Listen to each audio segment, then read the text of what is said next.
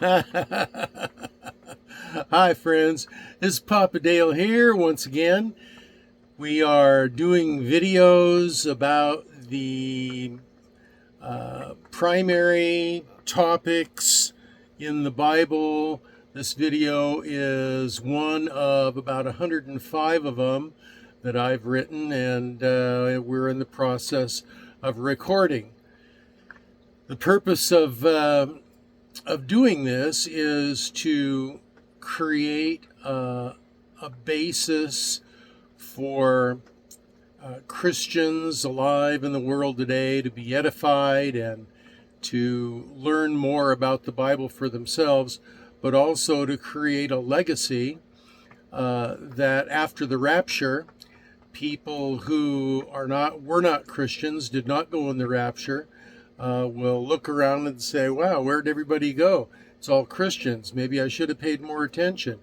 And then hopefully some of them will be looking for ways to find out what it means to be a Christian. And this legacy of videos will be something that the Holy Spirit can direct them to. At least that's the hope. So that's the purpose. Who am I? I'm Papa Dale. I'm a former pastor, evangelist, chaplain, did all kinds of things in my career, former businessman. If you want to know any more about me or why I think I might have a basis of information that's worthwhile to share, you can see the video that I made that is on all of my playlists. It's called Introducing Papa Dale, or Papa Dale Intro. It's video number 0. So that's where we are right now, and we are going to put on our glasses and start in on video Bible Nutshell number 37, God's Providence. Let me increase the size of this font a little bit because I'm old and it's hard to see it all. So, Bible Nutshell number 37, God's Providence. Quote, "What shall we say then to these things? If God be for us, who can be against us?" Romans 8:31. Providence, or divine providence, refers to Yahweh's continuing care, work, and involvement in his creation. This includes, in various degrees, God's benevolent intervention in and the preservation of the created order. This contrasts sharply with the modern scientific theories of naturalism and random creation by chance.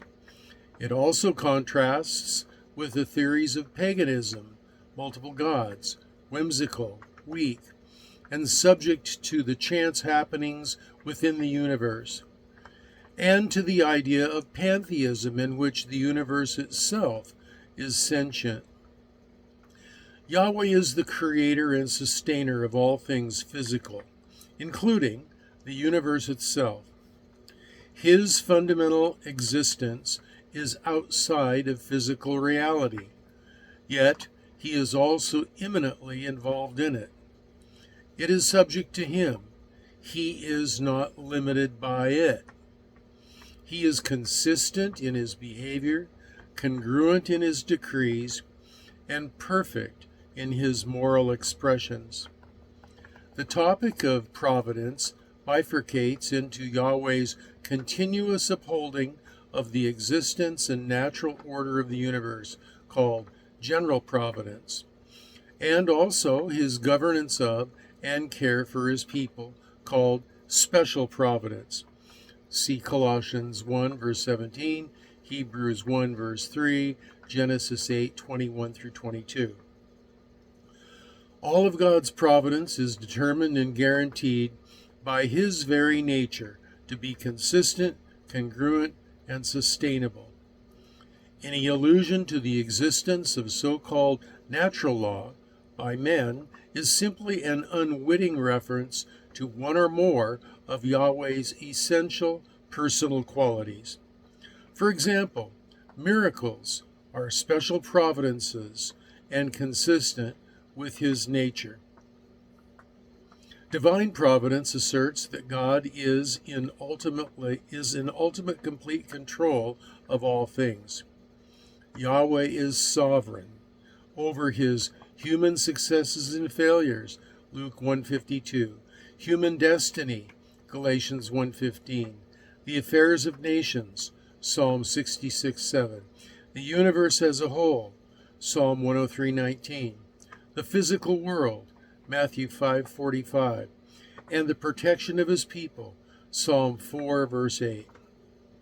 This teaching stands in direct opposition to the idea that the universe is naturalistic and random. The word providence comes from the Latin providentia, meaning foresight or prudence. And that word in turn comes from pro, meaning ahead, and videre, to see. In Hebrew, divine providence, hashgocho protis, is discussed throughout rabbinic literature. In these writings, divine providence means that God is directing or even recreating every detail of creation moment by moment. Augustine said that the immense complexity of things and persons in the universe required the continuing control and interaction of Yahweh. John Calvin connected divine providence to God's will, predestination, and election, meaning it is predetermined and irresistible. Jacob Arminius postulated a self-limited divine providence by Yahweh based on his omniscient foreknowledge rather than on predetermination. God's providential care is an important topic in the King James only debates. Professor Dr. Edward F. Hills argues, as a principle of faith, that the notion of providentially preserved transmission guarantees that the printed Textus Receptus must be the closest text to the Greek autographs. As the most published and used English translation, the King James must be the text preserved by divine providence. My opinion, this is highly speculative reading of the evidence. The Bible teaches that the world and even the whole universe is contingent upon the providence of Yahweh and incapable of existing apart from him. Hebrews 1, verse 3, Colossians 1, verse 17. Christians believe in God's personal and direct intervention in the world that affects not only the natural order, but also the individuals and events within human history, as opposed to a hands-off approach of his creation. One way to view divine providence is to see it as strategic. At the conclusion, God's will shall have been done. Any hesitations among his sheep along the way shall be willingly converted and done so in a manner that brings even greater glory to God. So there you have it. That is Bible nutshell number 37, God's providence. So one of the things that I'd like to say about that, one of the last things, is that with regard to the King James only debate, the King James Bible is a good translation for what it is. You can look back in some of the previous videos that talk about translations and copies, and you'll see that I use the King James Version almost daily. However, there are three basic forms of Bible translation. There is literal translation, there is idea by idea translation, and there is paraphrase translation. And I use them all. I use multiple different kinds of translations that utilize each of those principles. And so my view is that it's important to get the broadest understanding of what the most educated scholars say and conservative educated scholars say that the Bible teaches. And that, in my opinion, is the closest to the original text. Also, I'd like to say that just because Augustine says something, or John Calvin says something, or Jacob Arminius says something, doesn't necessarily make it so.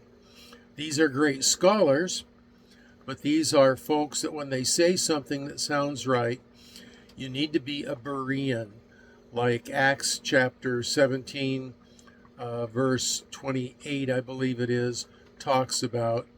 Even Paul the Apostle, when he spoke to these people, they decided that they were going to go back and search the scriptures for themselves to see what was true. And that's what I would recommend in all cases for you as well. So there you have it. That's the end of this lesson. Lesson notes can be found in the comments section or down below in that general area below the video. You can see the next video, which is going to be Bible Nutshell number 38, Prayer and Providence, which is coming right up. So you can stay tuned for that. And until then, this is Papa Dale saying be well and be blessed.